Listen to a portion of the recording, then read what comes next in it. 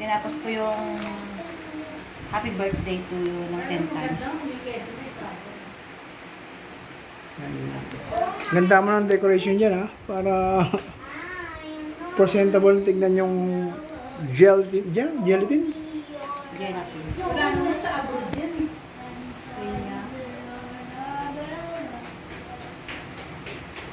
Yan. Nalagyan niya ng ano ng raisin or pasas. Yan. Galing. Cheese. Ganyan pala pag ano yan. Cheese. Pasas with cheese. O, lalagyan niya pa ng ano yan, grated cheese. Like? Marami pasas. Oo. Sarap naman yun. Para saan ba yan? Handa mo na yan. For our anniversary. Oh, anniversary. Wow. Bukas sa ano pa?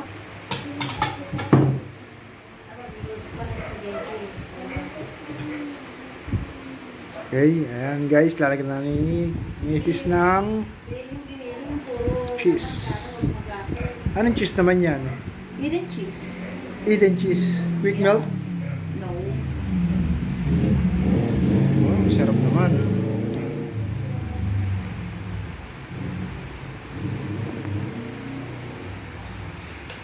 Damihan mo ng cheese ha, para masarap. Ano yung nabi sarap?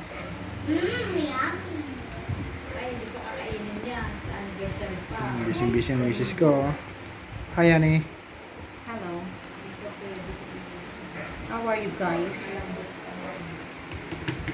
Spread mo para masarap. More cheese. Sana pero pinatigas muna natin yung cheese sa red. Para hindi ka lang magkaskas. Kaya mo nang lagay. Baka masyadong alam naman. Sarap yan, ay.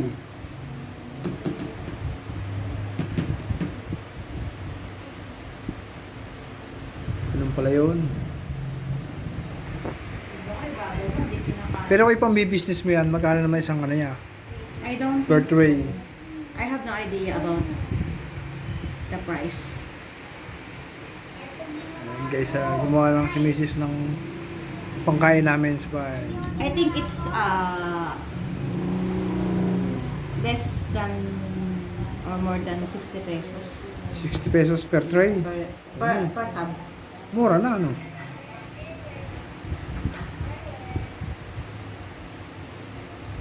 Tapos yung ingredient, isang nyug na malaki, no? Yeah. Tapos ilang gelatin? 2 pieces of gelatin. Original flavor. Okay. So magkano lang mga inabot ng ano mo, ng ingredient mo, lahat-lahat? Gelatin is 30 pesos. Then 38 pesos Yung ba? sa Basta lahat last mine mo. 38 pesos sa evaporation. Yung gatas, no? Yeah. Evaporated milk. Cheese 60 pesos. Coconut milk is 30, 30. And then the sugar is 25. No. 1/2 sugar. 1/2 ano. Mga 1/2, Hindi, kasi dumagdag pa kanina eh. 50, no? 50 pesos. 22. 44, tapos may 300 ba? Wala naman. Meron, no? Walang 300. Oh, guys, so, mura lang pala gumawa ng gelatin. Oo nga. Raisins. Pakasarap sa pagkain mo. Kaya kung gusto nyo guys maganda sa inyong bahay, napakasimple lang ang gagawin nyo. I-prepare nyo lang yung half kilo ng asukal. Kasi mahirap siyang hindi ko kasi napatigas yung cheese. Kaya yung buo, nilagay ko na lang. So ayan guys, ang costing ng paggawa ng gelatin is wala pang 300. So 10 anong tawag dito? Tab. 10 tab na ang nagawa namin. Ayan. Palay mo ng 300. Lagyan mo ng 300 ang costing. Tama lang bilihin ngayon. Kaya 400 ganyan. 3 to 400 lang naman ang ano, costing. 60 isa. Pero sulit naman guys kasi itong ginawa namin na to ay pangkaya lang sa bahay. Hindi namin to pambenta. Dahil may celebration this coming Sunday. So ayan, anniversary namin ni Mrs. Kaya nagawa kami ng pang dessert ba. Ganyan lang.